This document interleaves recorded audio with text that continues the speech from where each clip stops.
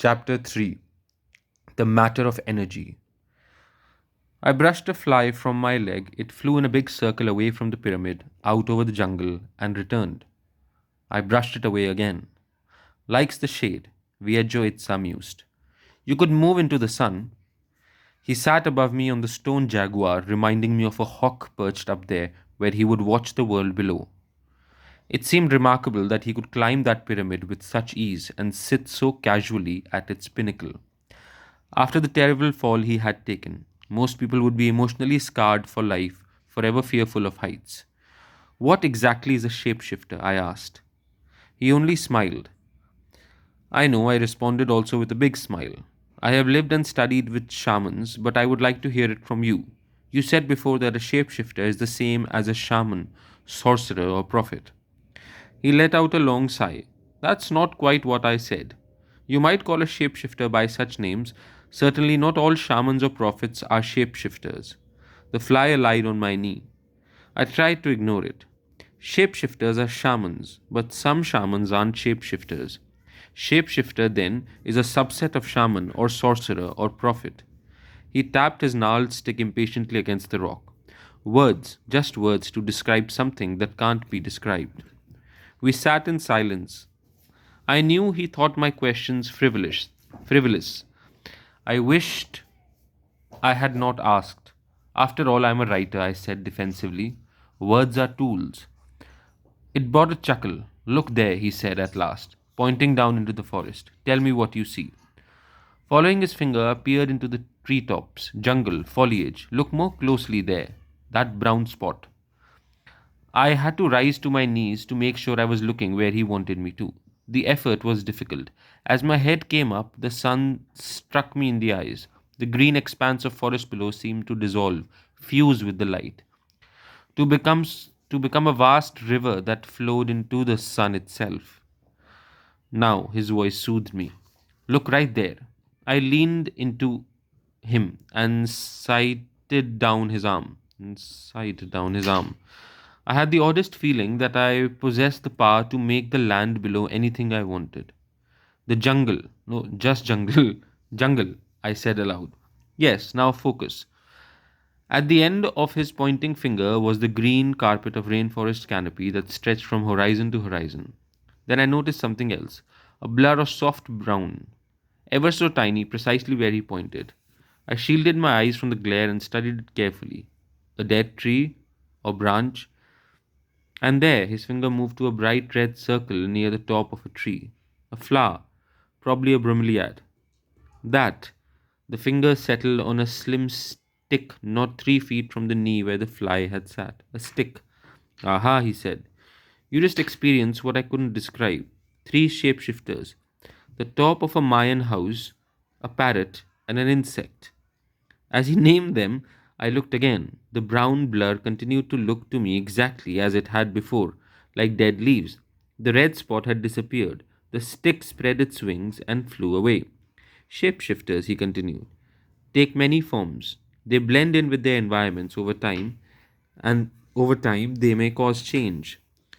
The passage from The Pilgrimage, a book by the Brazilian philosopher Paulo Coelho, came to mind. I once read a story about a man who had to conquer the devil, I told Viejoitsa. His adversary took the form of a savage dog. Yes, yes, his voice rang with excitement. The devil is an expert at shapeshifting. Well, this man, the protagonist, the author of the story, heard a voice from a spirit guide named Astrain, telling him that he too must transform himself into a dog. He said that we must confront our opponents with with the same weapons that are used against us. Exactly, and he did do it. And did he do it?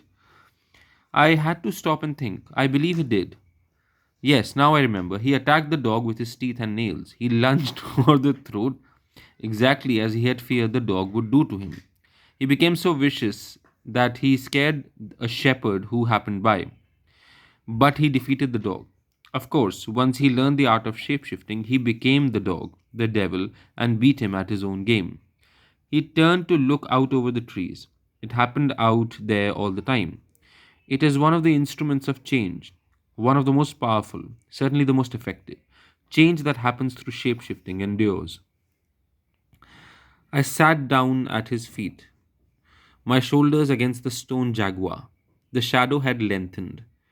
I had little difficulty keeping my entire body in. The rock itself was warm. I felt like a lizard taking on its temperature. I recalled how the passage in the pilgrimage had affected me. It caused me to think about the times I had applied such approaches in my life, fighting fire with fire. But it had not occurred to me that this was shapeshifting. I told you that we humans are in our fifth creation, Vyajotsa said. Vyajotsa's voice startled me. It became huskier than before, and when I peered at him, I saw no change, nothing visible anyway. One time we were destroyed by water, like in the Bible. Mayan legends have much in common with what you Christians believe. But the shapeshifters brought us through. In the Bible, Noah built a floating island and saved one pair of every species to ensure their survival. I reminded him that science has confirmed the fact that humans managed to survive a great flood of frozen water during the Ice Age. Imagine if our ancestors had tried to combat the ice, attacked it with clubs and stones, axes, or if Noah had built dikes instead of an ark. It occurred to me that the equivalent of clubs, axes, and dikes would be the modern day would be the modern science would be the way modern science responds to climate change. Um, I told him so. Yes, he agreed, nodding his head. Sadly, today your leaders have lost touch with true power. They think in terms of the physical world only. I understood that he was referring to the realities shamans describe as existing parallel to the physical or material reality. That is the focus of science and commerce. The world is as you dream it, I said, quoting the title of my latest book. It is indeed. This is so because shapeshifting takes off from the dream, he said. It can transport you into a whole new realm.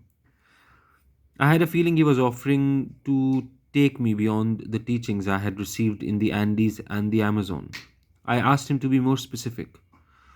When you talk about the importance of the dream, you are absolutely right. The dream is everything, the waking dream, as well as the sleeping dream.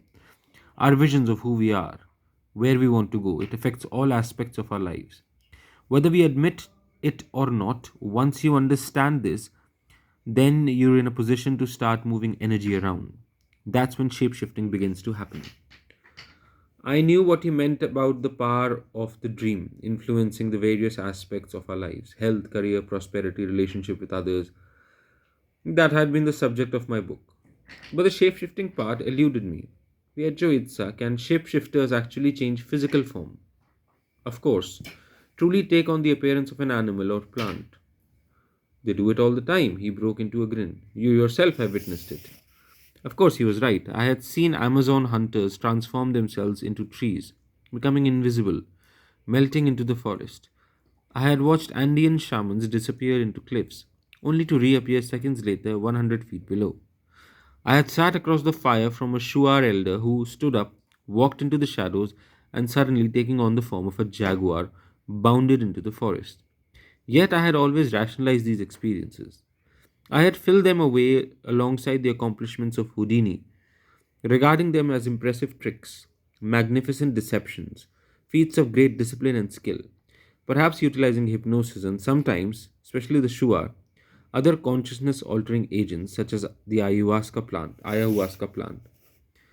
This is where you were wrong, the Advaita said, as though he had heard my thoughts. And you are also mistaken if you think they are merely taking on the appearance of something. What then? They become the other. They become this other. How do they accomplish this? He gave me a fatherly smile. You know very well how they do it. They don't really become this other at all, because all along they were this other. They and it are the same. I felt rather exasperated by the discussion, and not just a little embarrassed. For several years, I had been teaching courses and workshops that emphasize the importance of recognizing our empathetic unity with all things.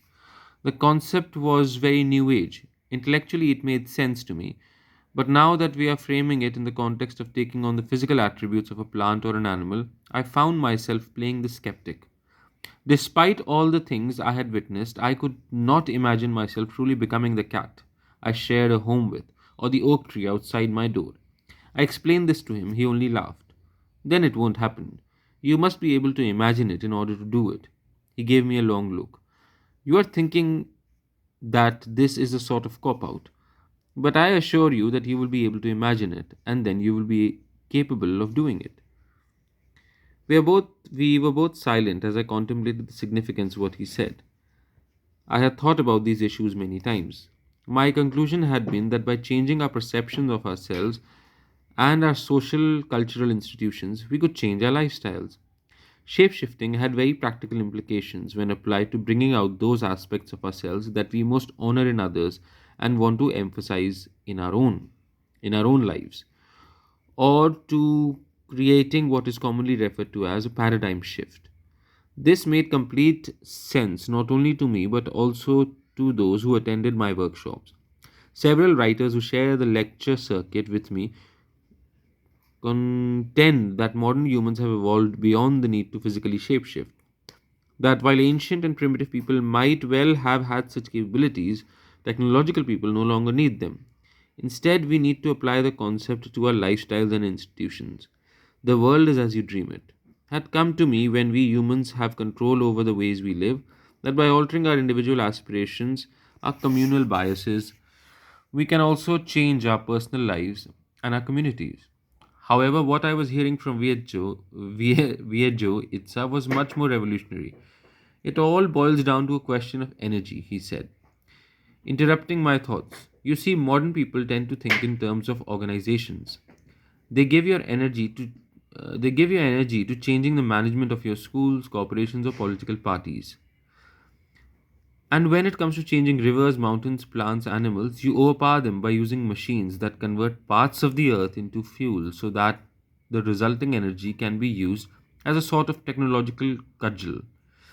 But ancient people and those who still practice shapeshifting see energy from a more simple point of view. They know that to create fire, you don't have to first build a match factory. The fire is within the wood, and all you need to do is rub two sticks together until they shapeshift back into fire. Brilliant. He gently moved one hand back and forth across the other. Energy is everything. We are energy. The earth, those trees down there, this pyramid, he separated his hand and lifted them above his head. The universe, energy, that is all is to it. It's just that ancient people were much closer to their physical world. While citizens of United States can understand that closer to their physical world, okay. While a citizen of United States can understand that he has a social relationship, love, partner, family, club, are intensely interrelated. Most cannot see that this is also true about them and the physical environment. For ancient people, it went without question. He paused. When I remained silent, he continued. You believe you can influence your relationship with your wife, daughter, or the direction of a company you own, therefore you can. The shapeshifter believes she can influence her relationship with the physical world, therefore she can. In both cases, it's only a matter of energy and belief. And belief. And one thing more, intent. You must have the intention of affecting your relationship with your wife. So must the shapeshifter, he cleared his throat. I use the term loosely because, in fact, both are forms of shapeshifting. If we understand that everything is energy, it is easy to understand the importance of intent. How can you influence energy without first intending to do so? I had to think about this. It strikes me that I might. Yes, not without the possibility of disastrous results.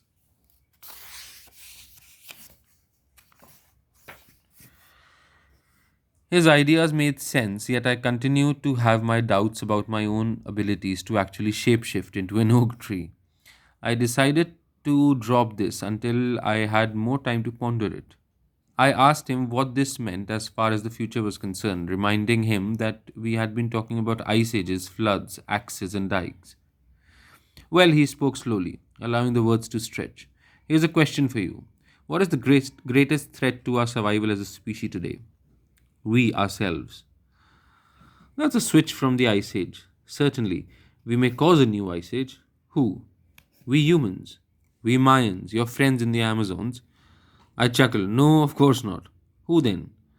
My people, we in the West. But I knew this was not correct. In the North, the United States, Europe, parts of Asia. I see. That doesn't include all the factories in Brazil, Argentina, Venezuela, them too. What exactly do you mean when you say we ourselves are the greatest threat to the survival of our species? I had struggled through this one before.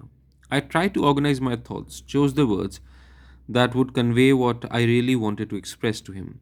Well, it's a concept, really. This idea that we make ourselves happy by producing and consuming more things than our neighbors. That controlling nature, paving over and roofing in it, is an end in itself.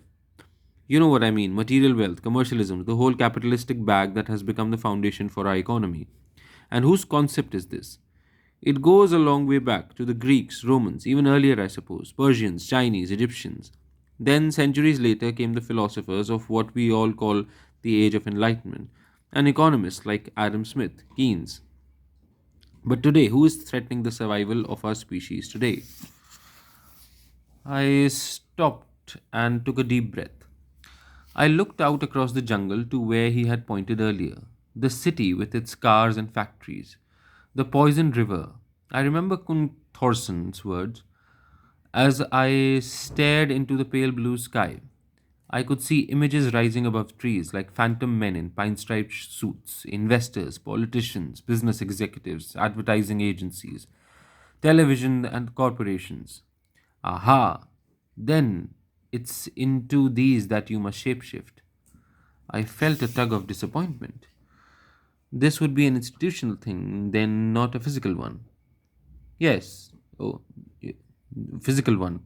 You mean not you becoming a jaguar? Exactly. He chuckled. We can arrange for you to transform yourself into a jaguar if that's what you want. But we've been talking about the shapeshifter role in the survival of communities, cultures, our species. You yourself defined the threat. When I admitted that he was right, I must have once again shown my disappointment. Don't worry, he said reassuringly. We can both. He paused then, glanced slowly around, his attention concentrated near our feet. My eyes followed his along the ledge that formed the top of the pyramid, a floor for the stone jaguar where he sat. I tried to imagine myself as a huge cat, but in my mind I saw a glass skyscraper in the center of a modern city. From it flowed a great sheet of ice that spread over the city and the highways until it arrived at a desert where it stopped. Recognizing the city, I turned to him. I used to work in those ancient places where it all began. He bent down and picked up a stone. After turning it in his hands and appearing to examine it with great interest, he gave it to me.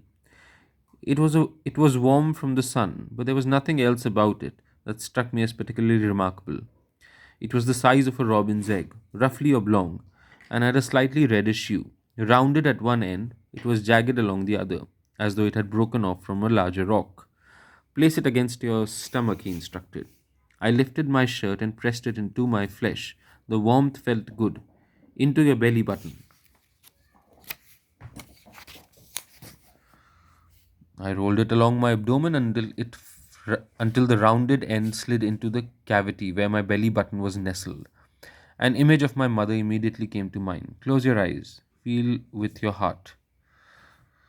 My mother's young face smiled at me. She had died 6 months before I left for the Yucatan. At 85, after nearly 2 months in the hospital, paralyzed by a stroke. I had tried before, but this was the first time I had been able to resurrect an image of her in those days when she had been my vibrant teacher. She looked extremely happy. My attention was drawn to her hands. Like me, she held a stone. Like me, she held a stone. I heard the voices of many of the indigenous people I have worked with over the years telling me, as they had so often, that every person and everything is tied together, that the spirit of the stone and the spirit of the mountain are inextricably united with my own spirit. That stone, he said, will be your key to shapeshifting. I opened my eyes. A flood of words poured out of me. I repeated part of a lecture I had recently given in New York. In it, I had cited recent scientific evidence that every atom in our body dates back to the Big Bang, the time some 15 billion years ago, when the Earth was created, and that no atom remains in any single body for much longer than a year. We truly are all one, I said in conclusion, and we have participated in many lives. He shot me a piercing look. You mentioned that you used to work in ancient places where it all began. Please tell me.